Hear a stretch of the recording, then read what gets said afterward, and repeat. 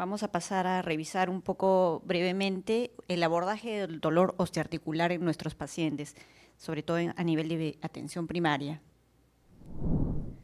Los objetivos, acá los tienen, no hay que conocer el patrón de dolor osteoarticular, vamos a aprender a diferenciar los tipos de dolor, ya sea mecánico o inflamatorio, identificar algunas banderas rojas en algunas situaciones, abordaje inicial de nuestro paciente para el diagnóstico y también para el tratamiento.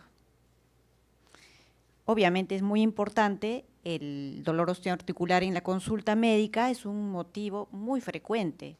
Todos ustedes van a ver pacientes de este tipo. Tiene un gran impacto tanto en la función como en la parte laboral de los pacientes. Hay un riesgo de que el dolor se haga crónico en algunos casos, así que hay que reconocerlos oportunamente y tratarlos. Y podemos también identificar diagnósticos a veces graves y que están ocultos. Vamos a clasificar primero los tipos de dolor que tiene nuestro paciente con dolor osteoarticular, que son estos de acá: el ritmo mecánico, inflamatorio, que ahorita los describimos, el neuropático. Acuérdense que el neuropático tiene parestesias, disestesias, ardor, punzadas, habitualmente en una región. El dolor referido, ¿no?, que va a presentarse, por ejemplo, en el hombro, el dolor de la vesícula, dolores referidos, ¿no? Dolor generalizado, que ya ha sido abordado en la mañana. El dolor mecánico, ¿qué características tiene? Es un dolor que aumenta con la actividad física. O sea, el paciente, por ejemplo, al subir gradas tiene más dolor, o al bajar las escaleras, en cuanto a rodilla, por ejemplo. Calma con el reposo, no tiene rigidez en la mañana, o la tiene muy breve, menos de 30 minutos. Acá tenemos un ejemplo, ya se imaginan qué es esto, ¿no es cierto? Es una osteoartritis de rodilla, cada vez más severa, ahí en la radiografía, que es la patología más frecuente de dolor mecánico. Dolor inflamatorio es todo lo contrario, o sea, mejora con la actividad física, empeora con el reposo y tiene una rigidez en la mañana de más de 1 hora. O sea, la típica historia es el paciente o la paciente que se despierta muy adolorido y como que en el día va calentando, por decirlo de alguna forma, y en la tarde ya está con un poco menos de dolor. ¿Ya? Y la enfermedad típica de este dolor es la artritis reumatoide. Entonces, como ya creo que lo he mencionado antes, hay que hacer una buena historia clínica, porque con anamnesis llegamos más o menos a una aproximación del 70% del diagnóstico. Nuestro examen físico hay que aprender a examinar las articulaciones, y por ahí el laboratorio nos ayuda un poco también. Entonces, es muy importante. ¿Dónde está esto? No quiere pasar, a ver. Ya pasó, ya. Importante escuchar al paciente. Ya. ¿Cuáles son las características de las enfermedades reumáticas? Afectan habitualmente el aparato musculoesquelético, aunque no siempre el 100%. Algunos son padecimientos sistémicos, que ya vamos a describirlos un poco más. Hay algún problema, creo, con este.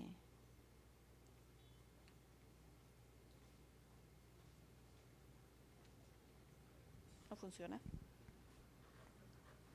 Ahí está, funciona de rato en rato. Pueden tener relación con el sistema inmune.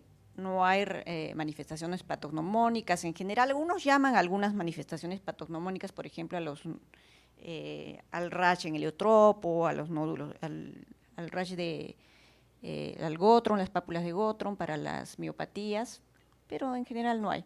Y se usan criterios de clasificación diagnóstica, ¿ya? Nosotros nos basamos en eso. Entonces, para hacer nuestra aproximación diagnóstica, hay que hacer primero diagnóstico del problema o síndrome, y posteriormente veremos lo que es el diagnóstico principal con sus diagnósticos diferenciales. Y ahí tienen lo que habíamos estado comentando, ¿no? El anamnesis, hay que darle tribuna libre o orientado, eso depende de ustedes. El examen físico, los exámenes de laboratorio, identificar los problemas, los síndromes y el diagnóstico, ¿no? Y acá tenemos los síndromes principales en reumatología. Acuérdense, síndromes principales y luego el segundo paso, las enfermedades específicas. Los síndromes regionales, el dolor musculoesquelético localizado en una zona, tipo, por ejemplo, dolor en el hombro, ¿no? O dolor en el tobillo, ya ustedes pueden estar pensando en un síndrome regional.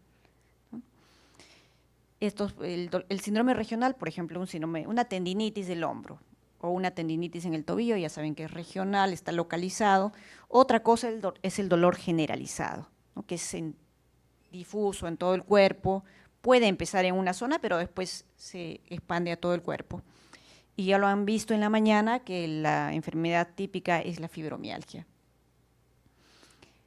La lumbalgia y cervicalgia la vamos a pasar para aparte, que generalmente el mayor porcentaje de lumbalgias y cervicalgias son de origen músculo-ligamentario, aproximadamente entre el 90 y 95%, así que ese es nuestro diagnóstico principal en estos casos. El síndrome articular, ya cuando el dolor está localizado en la articulación, ya nosotros sabemos que dolor mecánico, osteoartritis e inflamatorio, artritis inflamatorias. Pero las artritis inflamatorias son varias, ya vamos a revisar un poquito también eso. Síndrome de osteoporosis, ¿cómo podemos darnos cuenta de ello? Una paciente, habitualmente mujer, que tiene una jiba, por ejemplo, o dolor en la columna dorsal, podemos pensar en este síndrome de osteoporosis, o antecedente de alguna fractura, a trauma mínimo, o sea, el trauma espontáneo, sin trauma, o aquel producido desde la posición de pie.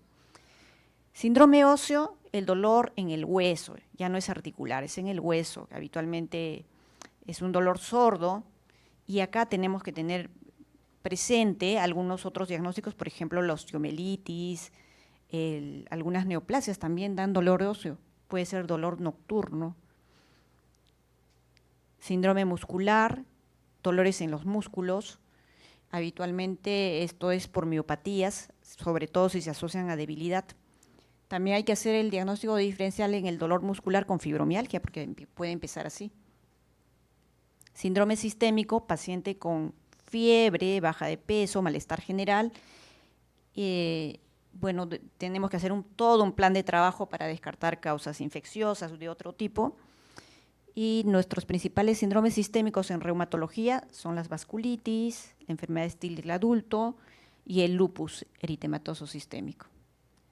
Y el síndrome pediátrico, si cualquiera de estas situaciones la tenemos en un paciente de 16 años o menos, tenemos que ir a buscar los síndromes reumatológicos pediátricos.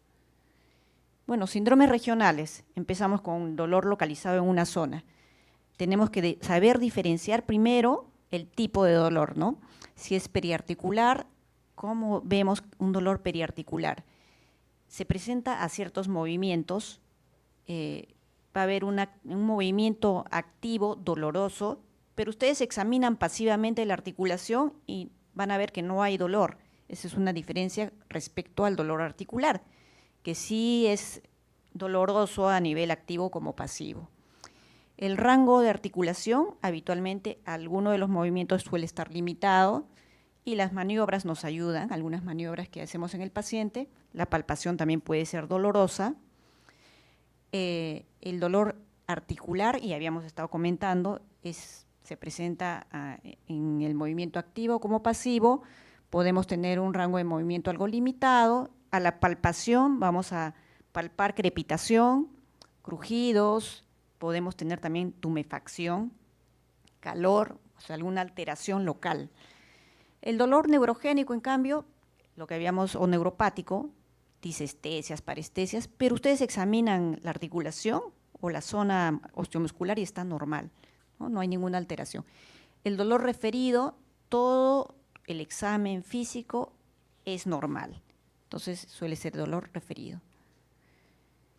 Ahora, cuando hacemos ya la diferenciación, ya hemos visto que nuestro paciente no es solamente una artralgia, sino es un dolor inflamatorio que coincide con un problema artritis, una artritis inflamatoria. ¿Qué cosa tenemos que hacer con nuestro paciente? Indagar todo esto, porque cuando hay artritis puede haber varias causas de ella.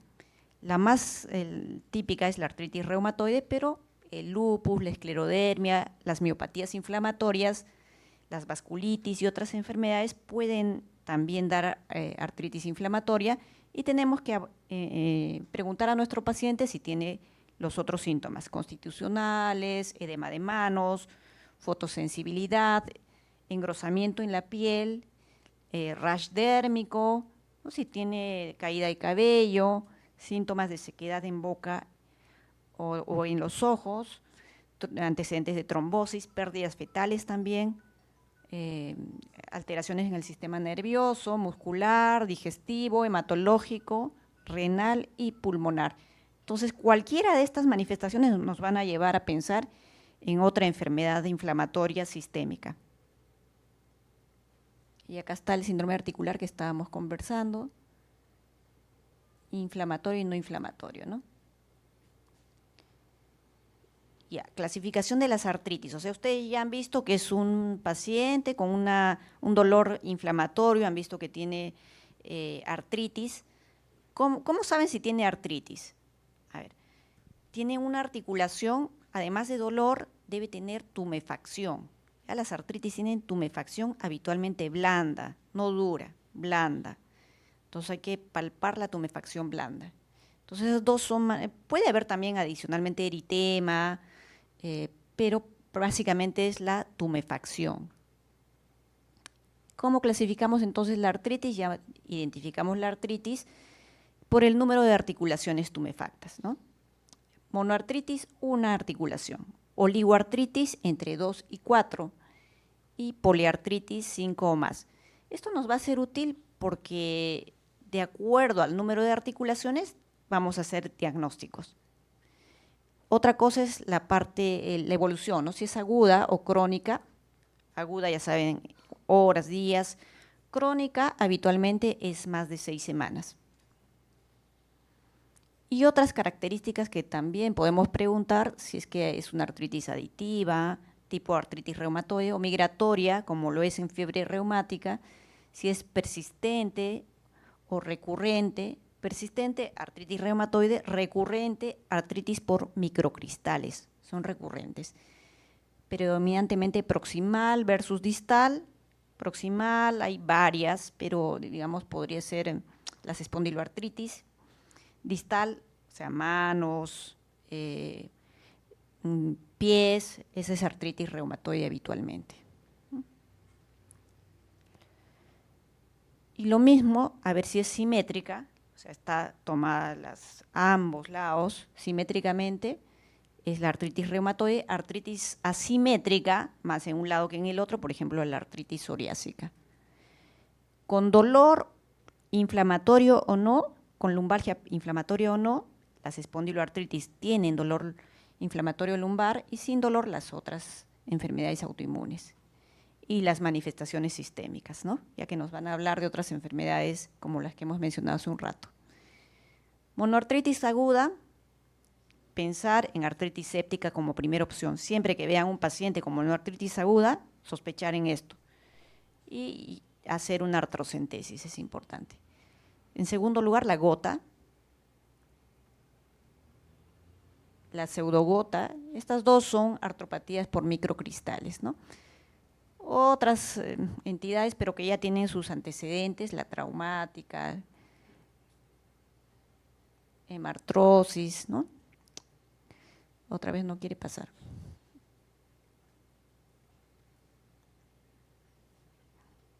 Ahí está. Eso ya habíamos dicho, no sé, traumatismos. Monoartritis crónica, lo que siempre nosotros hablamos, tuberculosis, ¿no? También puede ser brucela, y otras causas menos frecuentes, los cristales, la artritis juvenil también a veces se presenta así, y otras, ya que sean sinovitis bionodular, que son neoplasias, artrosis a veces también.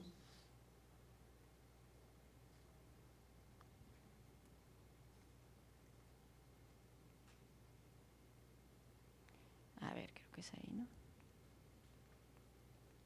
Ya. Poliartritis simétrica aditiva periférica, lo que hemos estado conversando.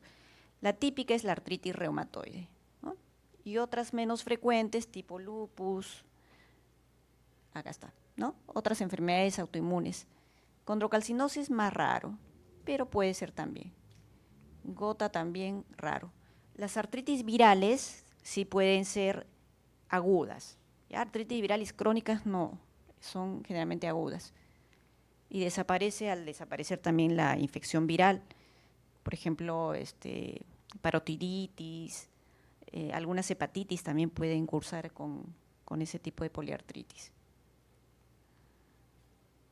Las asimétricas que habíamos dicho, la artritis psoriásica, las espondiloartropatías y otras. Oligoartritis proximal también son las espondiloartritis ahí localizadas. Ahí está, enfermedad de Behçet, que es un poco menos frecuente. Creo que le falta pilas a esto. No quiere avanzar. Ahí está.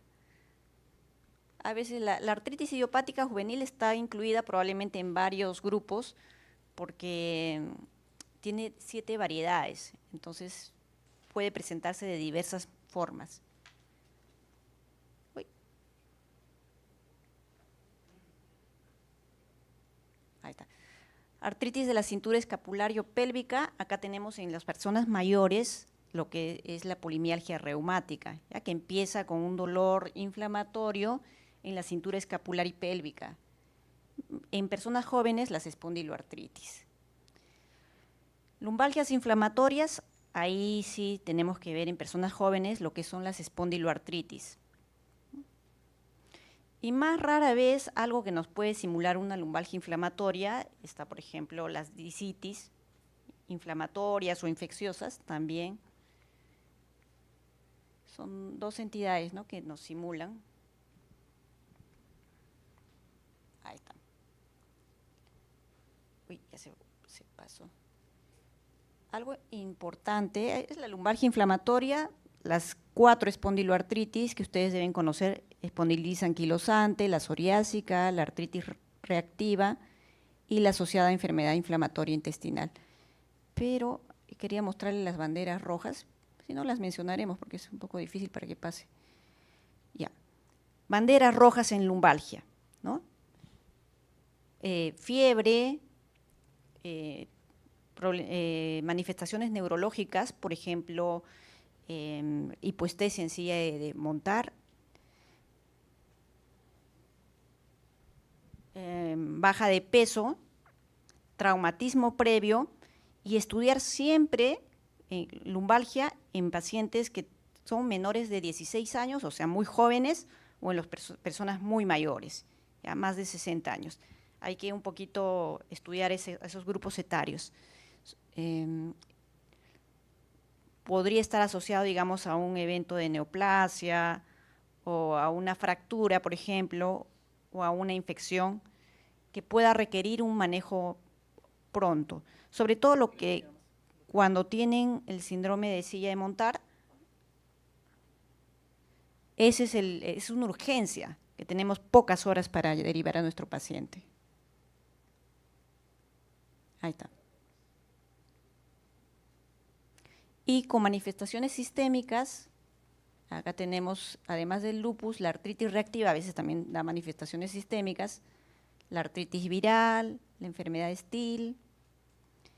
Vamos a plantear un caso para revisar un poquito lo que estamos hablando. Por ejemplo, este paciente, varón mestizo de 54 años, con inicio súbito de gonalgia en la rodilla derecha, que lo despertó, sin antecedentes importantes, pero sí antecedente de 2 episodios recurrentes hace un tiempo, asintomático durante los episodios. Y notamos una artritis en la rodilla. ¿Cuál será nuestro síndrome acá? Monoartritis aguda recurrente, ¿no es cierto? Y nuestros diagnósticos probables, ya saben ustedes, primero, gota, ¿no? Datos a favor: es recurrente, varón, ha tenido periodos asintomáticos.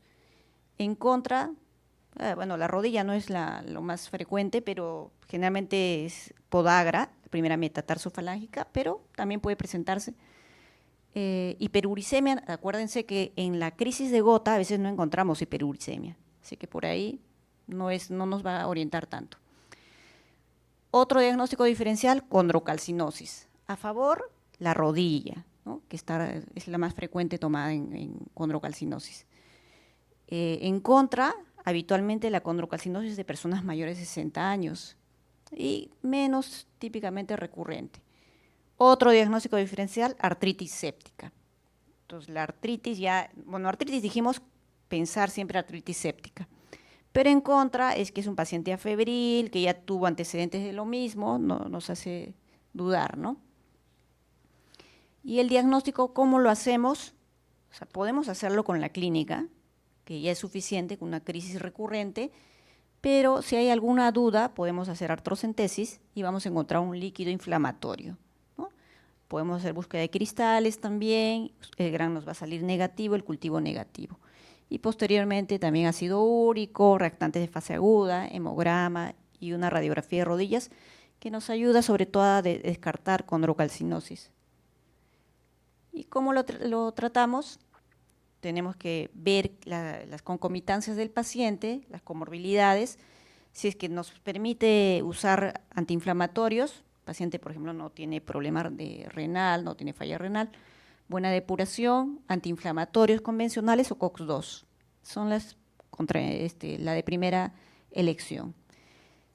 Si es que hay alguna contraindicación, podríamos usar también colchicina, siempre y cuando veamos a un paciente con una crisis de menos de 24 horas de preferencia, se usa 1 miligramo inicial y luego 0.5 miligramos a la hora y luego cada 12 horas, hasta remitida la crisis. Corticoides, si hay contraindicación de lo anterior, podríamos usar sistémicos, 20 a 40 miligramos por día con descenso progresivo, y obviamente las medidas generales que son el reposo, hay que ponerle hielo en la zona, y alopurinol, no por favor, porque perpetúa la crisis. Eso se usa posteriormente para bajar el ácido úrico. Caso 2, vamos a ver otro casito. Paciente mujer de 46 años, no antecedentes de importancia, dolor en espalda baja, lumbalgia, de 4 días de evolución, bastante adolorida, estuvo haciendo limpieza cuando empezó el dolor, no irradiado, no hay síntomas neurológicos, pero no puede hacer bien sus actividades. Examen físico, está un poquito en posición antálgica, la CG negativo, no déficit motor, sus reflejos están normales. Entonces, con este caso, sus síndromes, un síndrome de lumbalgia aguda, ¿no es cierto? Ya está. Los diferenciales, lumbalgia mecánica inespecífica, a favor está que la paciente es post-esfuerzo, ¿no? Dolor local. Hernia discal, ¿pensaremos en eso? Bueno, no, parece que no hay irradiación del dolor, la CG negativo, no hay síntomas neurológicos. Lumbalgia inflamatoria tampoco, es una lumbalgia aguda, la inflamatoria es crónica, más de 6 semanas, tiene mejora con el reposo, cosa que no está es la paciente, no es una lumbalgia aguda en general. Fractura vertebral, no ha habido traumatismo, no hay factores de riesgo. Infección, parece que no hay fiebre, es un buen estado general de la paciente. Ahí están nuestras banderas rojas, no hay fiebre, no hay déficit neurológico, no hay trauma, no hay alteraciones de los esfínteres.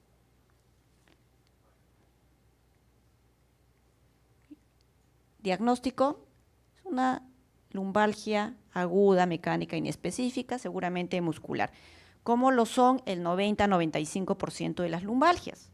Entonces, ¿necesitamos alguna imagen para esta paciente? ¿Rayos X, resonancia, le pedirían algo? No, ¿no es cierto? No necesita nada de eso. Muy bien, ¿en qué caso necesitaría? Siempre y cuando hay alguna bandera roja o tal vez la paciente se haga más crónica. Entonces, sí. ¿Cómo enfocamos a nuestra paciente? Primero hay que calmarla, educarle, ¿no? Que es una lumbalgia benigna, se va a autolimitar en algunos días.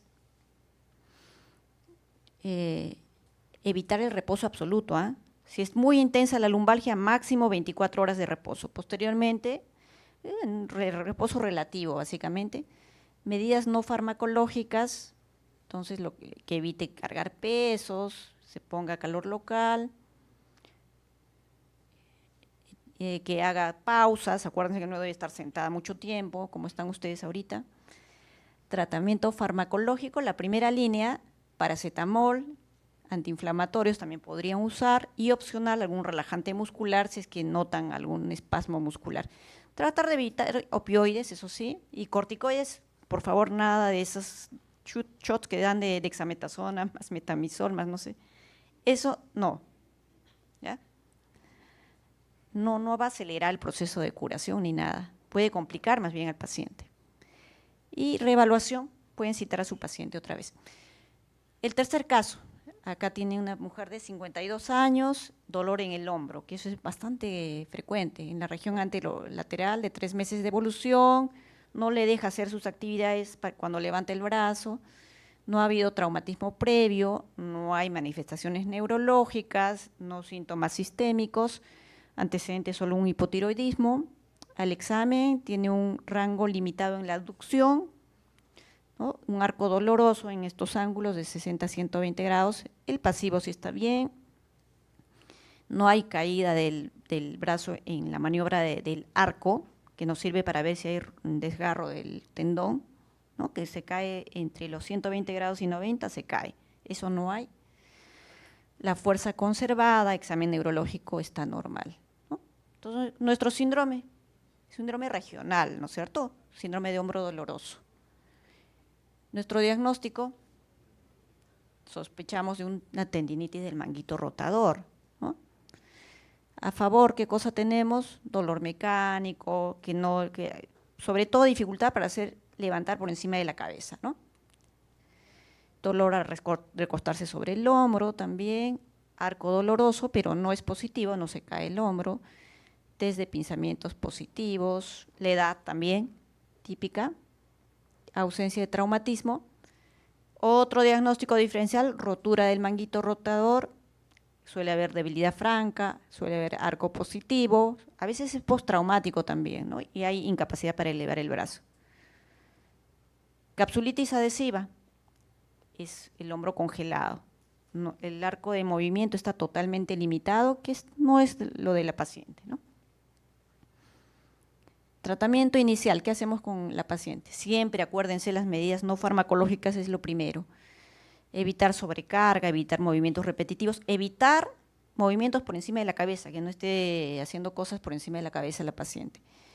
Fisioterapia, eso es lo que hay que empezar con esta paciente. Ustedes ven un caso así y hay que decirle que haga el péndulo, que es lo más fácil. O sea, ahí un poquito agachada, así, ¿no? Pasivo. O también nosotros le llamamos la arañita, pero eso sí tendría que ser un poquito echada, ¿sí, no? O sea, son movimientos que le van a ayudar a que el dolor pase.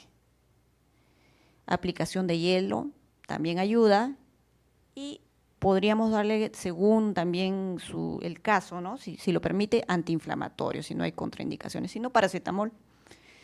Si no le pasa, después de una semana se podría hacer una infiltración o derivarlo a reumatología, ¿no? Sobre todo si el dolor está fuerte. ¿En qué casos pedir imágenes o una ecografía? Por ejemplo, este caso podría ir a ecografía, ¿no? Cuando ya está más de 6 semanas, una ecografía, ¿no? O si es que vemos algún otro síntoma sistémico, sí, más exámenes, ¿no? Bueno, más o menos son los casos que les he querido traer. A ver, ojalá que les haya sido útil. Bien.